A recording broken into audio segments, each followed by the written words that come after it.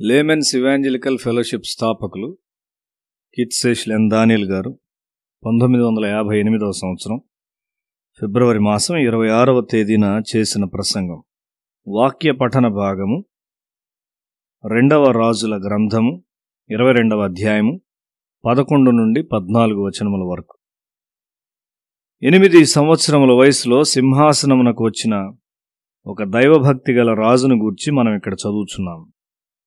తన కుటుంబమునకు రాజ్యమునకు చాలా గొప్ప దీవెనగా ఉన్న హిజ్కియా యొక్క ముని మనుమడు ఈ రాజు.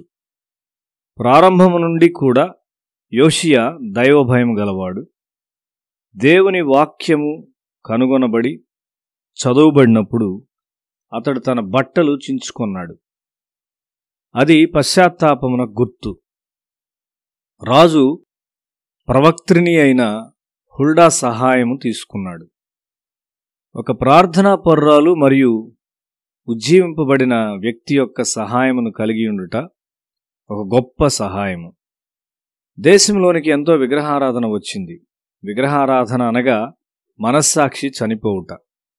మనస్సాక్షి చచ్చినవారు మాత్రమే కుల వ్యవస్థను సమర్థించగలరు. ధర్మశాస్త్ర గ్రంథము రాజు మరియు ప్రజల యొక్క మనస్సాక్షి మీద ప్రభావం కలిగి ఉన్నది. ప్రతి కుటుంబము దాని కొరకు దేవుని వాక్యమును తప్పక కనుగొనవలసి ఉన్నది. దేవుని వాక్యమునకు వ్యతిరేకమైన అనేకమైన ఆచారములు మన కుటుంబములోనికి వచ్చాయి. మనలను శుద్ధీకరించుటకు దేవుని వాక్యము అనుమతించబడవలసి ఉన్నది. యోషియా ఒక దైవభక్తి గల స్త్రీని సంప్రదించాడు. నిజమైన దేశ నాయకులెవరనగా ప్రజల మనస్సాక్షిని మేల్కొల్పువారు, కర్ణపిశాచి గలవారిని, శోధ చెప్పువారిని, గృహదేవతలను, విగ్రహములను, యూదాదేశమందును యెరూషలేమునందును కనబడిన విగ్రహములన్నిటినీ యోషియా తీసివేసి యెహోవా మందిరమందు యాజకుడైన హిల్కియాకు దొరికిన గ్రంథమందు వ్రాసియున్న ధర్మశాస్త్ర విధులను సిద్ధపరచుటకై ప్రయత్నము చేసెను. ఈ విషయము 2వ రాజుల గ్రంథము 23వ అధ్యాయం 24వ వచనంలో మనం చూస్తున్నాం. నీ పొరుగువాని మరియు కుటుంబం యొక్క మనస్సాక్షిని నీవు మేల్కొల్పవలసి ఉన్నావు. ప్రజల యొక్క మనస్సాక్షిని రేకెత్తించు గ్రంథం యొద్దకు మరలా వెళ్ళుట నీవు చేయవలసి ఉన్నావు. ఇండియా యొక్క పాపముల కొరకు మనం ప్రార్థించవలసి ఉన్నాము. లేనట్లయితే దాని పర్యవసానములు మన మీదకు వస్తాయి. మనం వాటిని తప్పించుకొనలేము.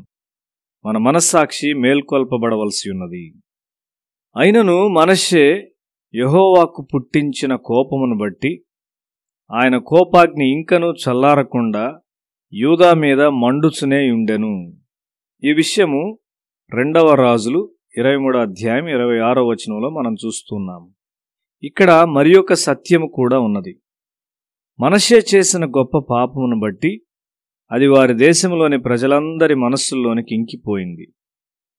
వారు నాకు విరోధముగా చేసిన తిరుగుబాటును, తమ దోషమును, తమ తండ్రుల దోషమును ఒప్పుకొని తాము నాకు విరోధముగా నడిచితమనియు, నేను తమకు విరోధముగా నడిచితననియు, తమ శత్రువుల దేశంలోనికి తమను రప్పించితననియు ఒప్పుకొనిన ఎడల, అనగా లోబడని తమ హృదయములు లొంగి తాము చేసిన దోషమునకు ప్రతిదండనను అనుభవించుతమని ఒప్పుకున్న ఎడల అని లేవికాండము 26వ అధ్యాయము 40-41 వచనాల్లో రాయబడి ఉన్నది.